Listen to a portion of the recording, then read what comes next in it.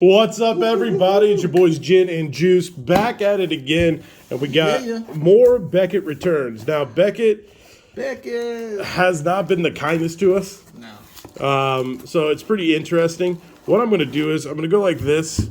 We're just going to go like this, and I'm going to grab them one at a time. They're not a lot of cards, but I really want to share because a couple of them, I don't know if I'm keeping any of my personal collection. The only one I might keep in my personal collection is going to be this first one, and because I really like this guy and what UFC's doing, so I kind of gave it away as a UFC card. So right off the bat, it is a 9.5 Sean O'Malley gold card. Yeah, you guys watch us pull it. It got 9.5, 9.5, 9.5, and the surface got a 9. Now I wiped down the cards. We noticed that surface for some reason has been dinged a lot, but it is what it is. 7 out of 10. A raw one of these went for $1,800, I think, last sold. 9.5. I don't know a value on this. I'm going to keep in my collection, but you know, if someone said, hey, I'll give you like $4,000 for it, or $3,000, $4,000 for it, I might have to entertain it. There you go, guys. You know what the offering starting price is. Next up is, actually, we're going to grab this one here. Next up is one of the Panini 1 Zion. Now, I'm actually kind of frustrated with this one. The corner's got a 10, right? Which I agree. The quarter's got a 10. They should have got a 10. I was hoping for a pristine on this. The surface, again, I wiped it down.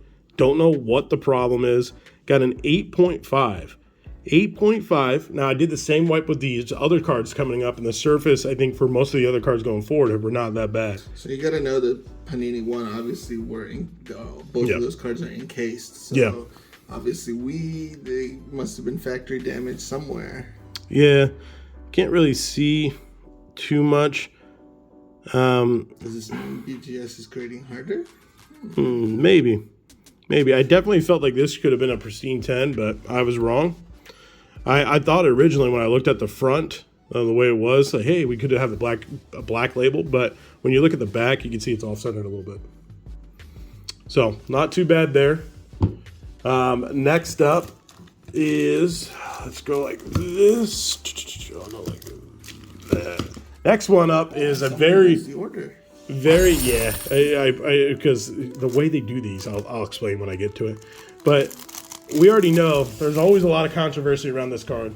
And I think we kind of started it in the sense of the value, because obviously we did that huge box break with Sports Card Investor, and he pulled this to win. We're definitely gunning for you, because after this, a lot of people started to say we should have won. I think we should have won. This card has dropped in value tremendously. Now, this was pulled by Louisville Sports Cards for me. I thought, again, 9.5, 9.5. The edges were 8.5. I don't know. Tough to say. Very tough to say. I'm just very surprised at the 9 grade. Obviously, we're 0.5 away from being a gem mint. 9.5, but it is what it is. This card dropped in a value big time. I think now this card raw goes for like $200. I think so, which is crazy. Now, the reason why this card has dropped in value is because of select retail.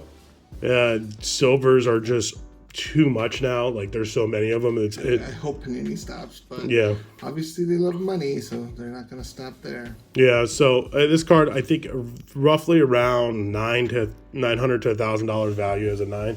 Nothing too crazy. Next up is the only Pokemon card I submitted.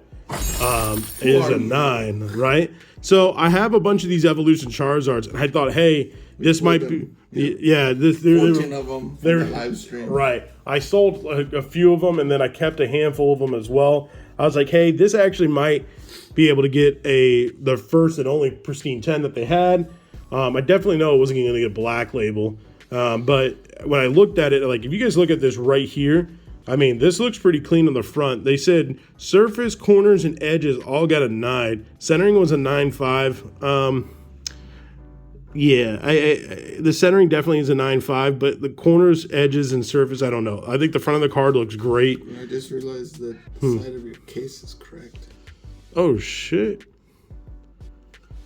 Yeah, that's weird. Must have been during shipping, maybe?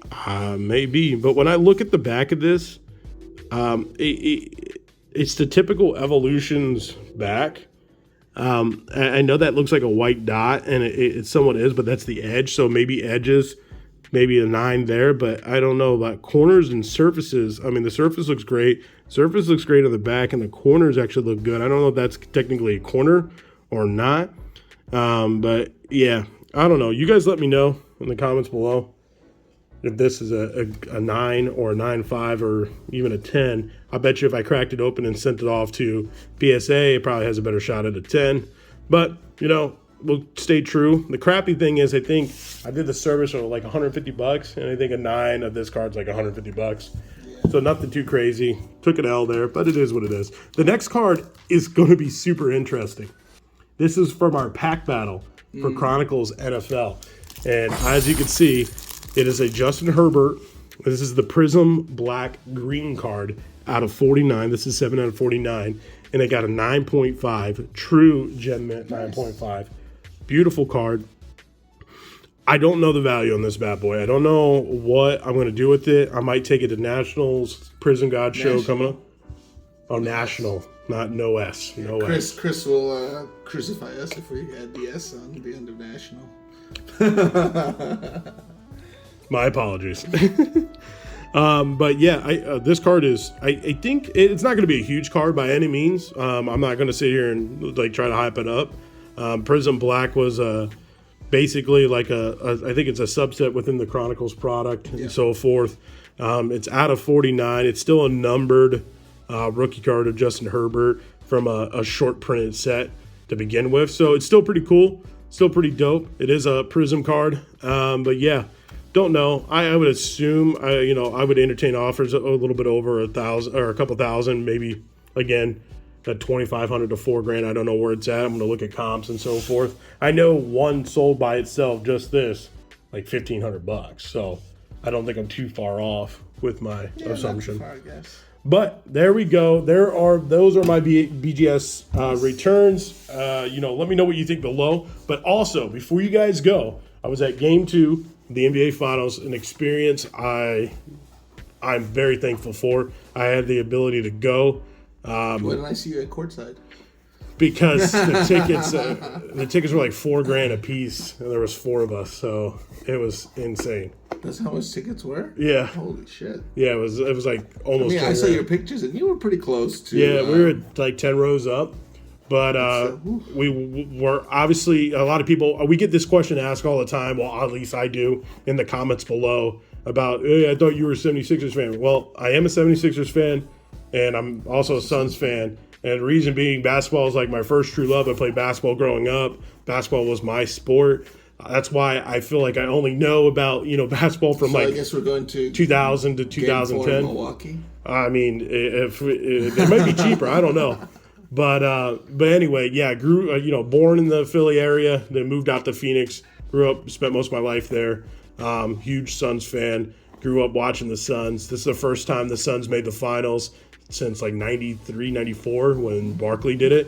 So, I mean, we're pushing almost 30 years. Absolutely insane. Time to bring that championship Time to bring it home. It was a great experience, but I took a bunch of videos. Long story short, took a bunch of video, and it's coming up right now. Locked in, baby. Game 2. About 10 rows up, How we do? Let's go, baby! For the third time in my NBA broadcasting career, I have the opportunity to say the Suns are going to the NBA Finals.